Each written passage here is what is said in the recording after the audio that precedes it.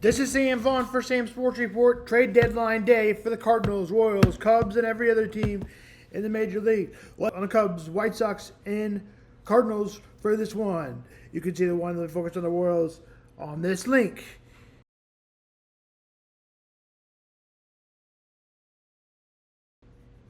Here we go.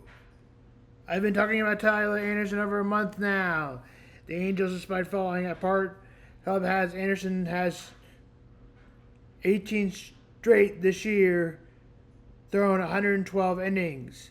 Already 8-8 in the counter of a 2.58 ERA. On the surface, Anderson is a great pitcher. He hasn't allowed a run and hasn't allowed many hits. He throws when he's looking beneath the specific he can find where something issue arises. Anderson has been a party of 16.8, the fifth worst among starters on strikeout rate. The Cardinals have searching for a strikeout arm all this year. Tyler Anderson provides that. The southpaw fastball is one of the fastest speeds in the 89.1. Answer fly ball 30.5. The Cardinals will be in the hook for about $18 million. Tyler Anderson's asking price, Miles Velasquez certified line. Also, Zach Eflin, candidate for the Cardinals to trade for the Tampa Bay Rays, a serious push, a seriously good starter.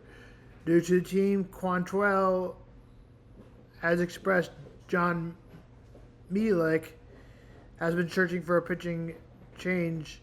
However, Quantrill would be strong middle rotation. Name on that, Cal Quantrill from the Colorado Rockies.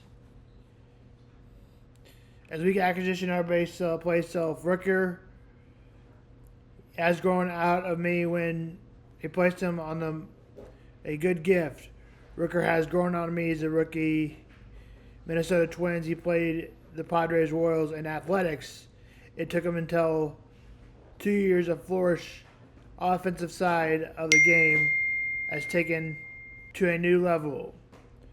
Rooker of slashing 291, 369 for an OPS of 942. Pilar, free agent.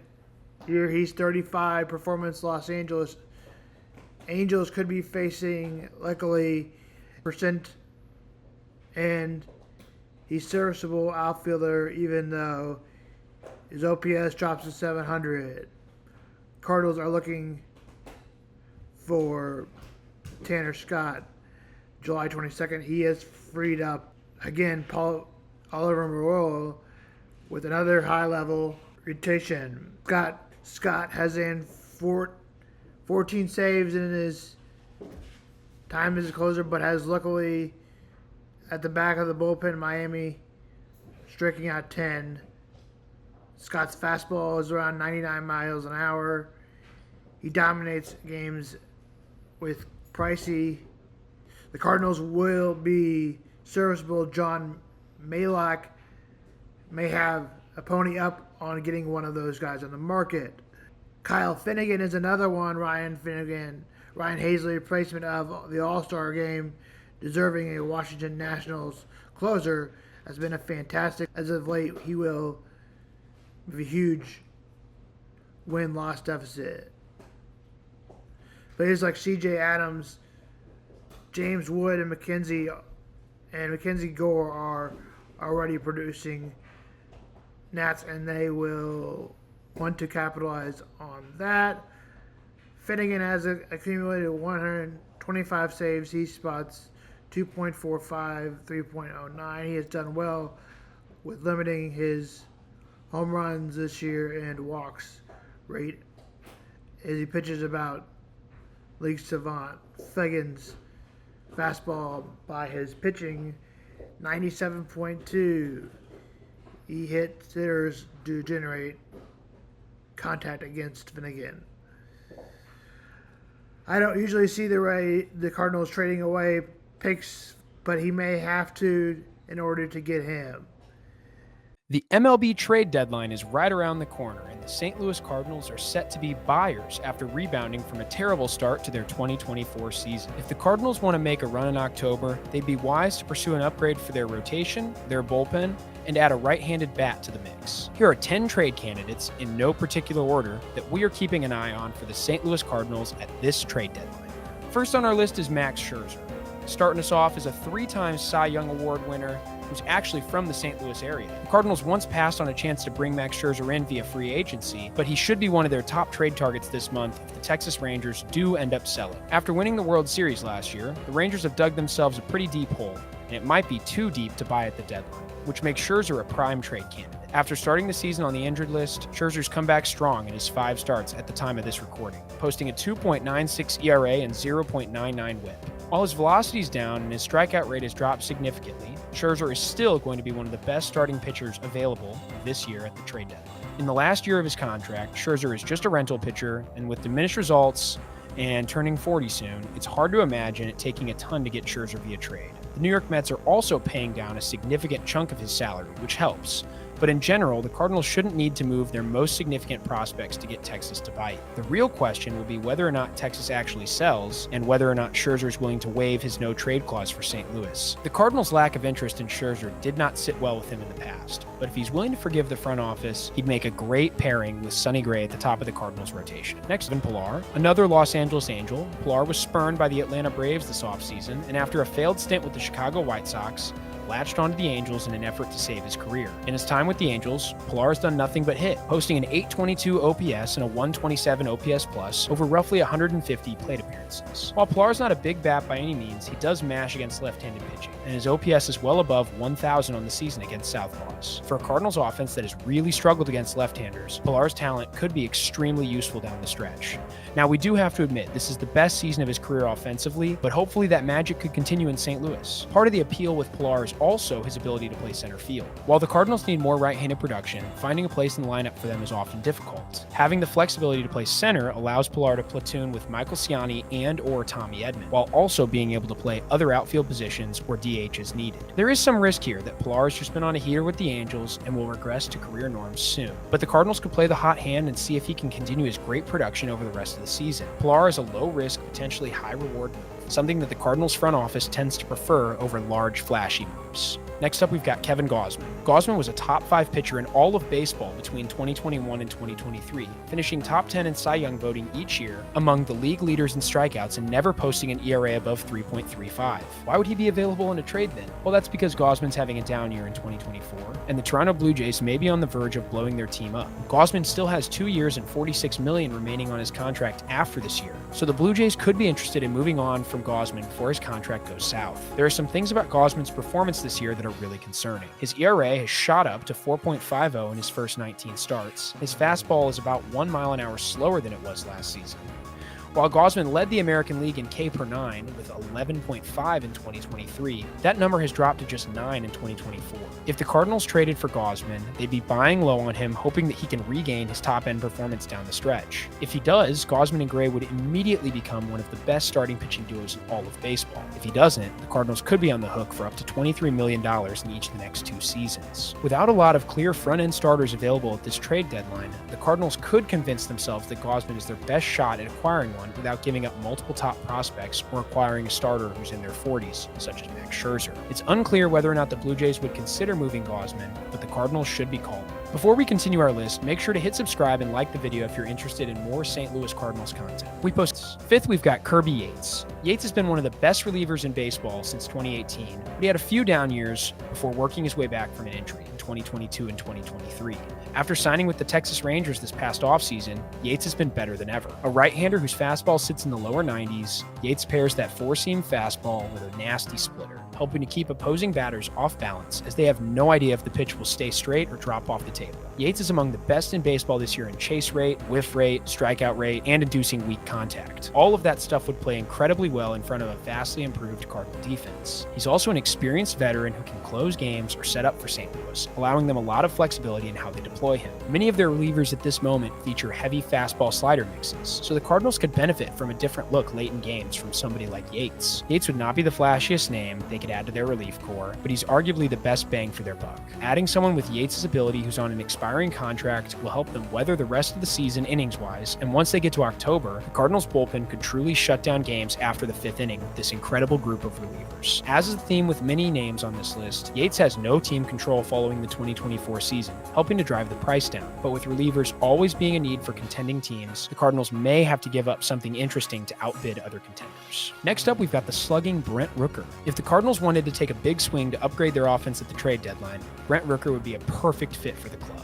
Rooker's been one of the best hitters in baseball this year, posting a .291, .369, .573 slash line, with 21 homers and 62 RBIs for the Oakland Athletics. While Rooker doesn't provide much in terms of defense, his bat would slot right into the middle of the Cardinals' order on an everyday basis. The Cardinals' offense has primarily struggled against left-handed pitching and with runners in scoring position, two scenarios in which Rooker is truly elite. With Paul Goldschmidt and Nolan Arenado underperforming this year, the Cardinals really lack right-handed production in their lineup, outside of Wilson Contreras and Mason Wynn. Rooker is primarily a DH, but can play a bit of corner outfield if needed. Even though he's already 29 years old, Rooker has multiple years of team control remaining, making him both an immediate upgrade for the lineup and a long-term investment. That also means that the Cardinals are likely looking at parting with some of their best prospects to get a deal done. Is someone like Rooker worth giving up a combination of a top pitching prospect like Tink Hence or Quinn Matthews along with a number 9 is Randall Grichuk? This wouldn't be a Cardinals targets list without having a former Cardinal on here, and we all know how much the Cardinals like to bring in guys they're familiar with. So perhaps a return with Randall Grichuk could be in the cards for the team. Grichuk's been a platoon player for the Arizona Diamondbacks this year, but has been great in that role, posting a .279, .333, .442 slash line in 162 plate appearances. The Cardinals don't really need to add an everyday bat to their lineup, so Grichuk would fit in the role of a part-time right-handed bat off the bench who can play some center field and crush left-handed pitching. On the season, Grichuk's numbers jump up to .295, .355, .421 against lefties, but he's also above league average against right-handed pitching, so the Cardinals could easily use him to fill in for an injured player. Grichuk's strengths allow the Cardinals to truly maximize his roster spot if they grab him. He can start against lefties and provide great value when he plays. He can also come off the bench as a pinch hitter when he doesn't start, and he won't be overly impacted by the handedness of the pitcher on the mound.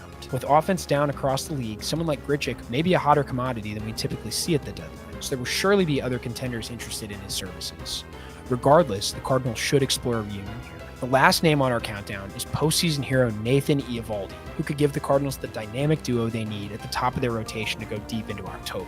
There's a lot to like about the potential of adding Eovaldi, not the least of which is his productive year in 2024, posting a 2.97 ERA across 16 starts while striking out 9 batters per 9 innings pitched. We've seen Eovaldi produce at a high level in October in multiple different playoff runs, with both the 2018 Red Sox and the 2023 Rangers, so you don't have to worry about him rising to the occasion when the moment comes. This season, Eovaldi's been among the best in baseball in chase rate, and well above average in whiff rate, strikeout rate, walk rate, barrel rate, and ground ball rate. Basically, every metric for success points to Eovaldi continuing to be effective.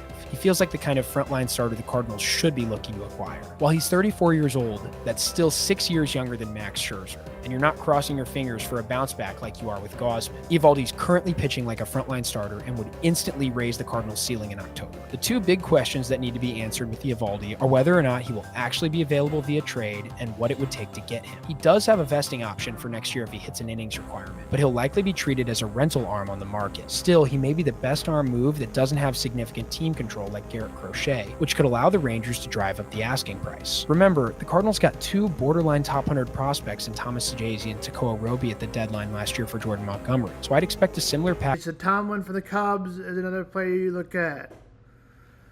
But the Cubs selling this year, because the Cubs could.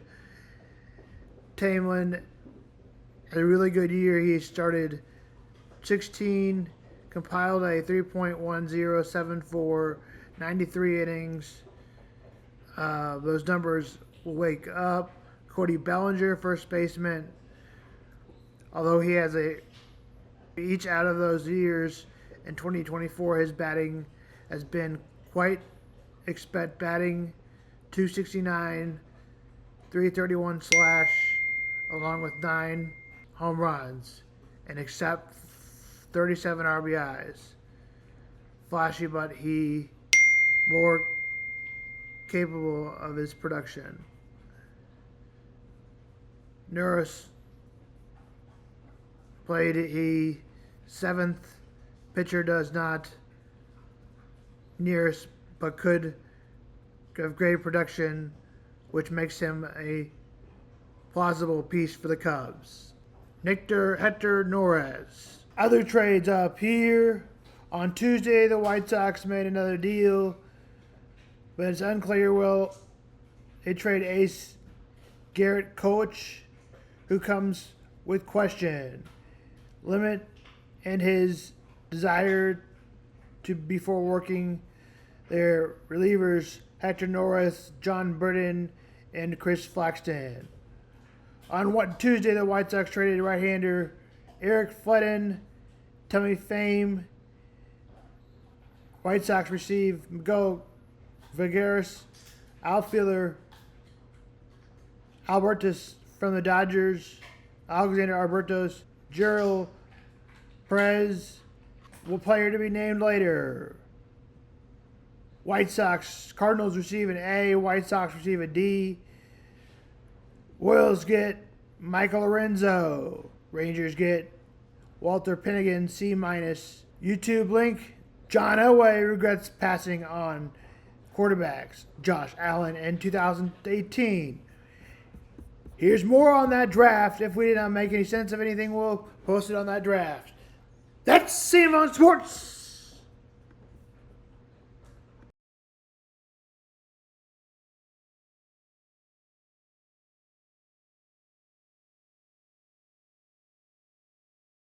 Adam Frazier battled for 9 pitches and then was plunked by the 10th. And now Michael Massey has drawn a 2-out walk. That's just his 6th walk all year.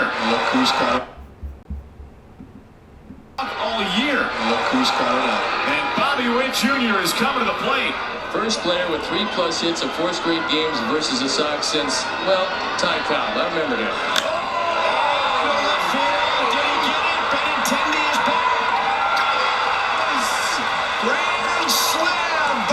Jr. in a 6-run 8th inning. The Royals take the lead in the top of the 8th. Nobody is hotter than Bobby Witt Jr. is right now. It is a summer surge of legendary proportions. The Royals have come from behind and now lead by 3. Oh man, this Royals team is fired up now. The Sox fans are heading for the gates. And so the Royals are up by 3, looking for a 28th come-from-behind win. First pitch fastball, chop to the left side, Witt backhands, shallow left, going for a first, and it's in time to get him. Bobby Witt Jr. dazzles again. A go-ahead grand slam in the top of the 8th, and now a defensive gem to start the bottom of the 9th. And now MacArthur is 1 out shy of a spotless bottom of the 9th inning. Vaughn hits it on the ground, left side, Witt dives, smothers it on the grass, to his feet, throw to first. What a play! Bobby Witt Jr. The Royals come from behind and beat the White Sox 8-5. And who else than Bobby Witt Jr. to deliver meaningful moment after meaningful moment? Night game tomorrow.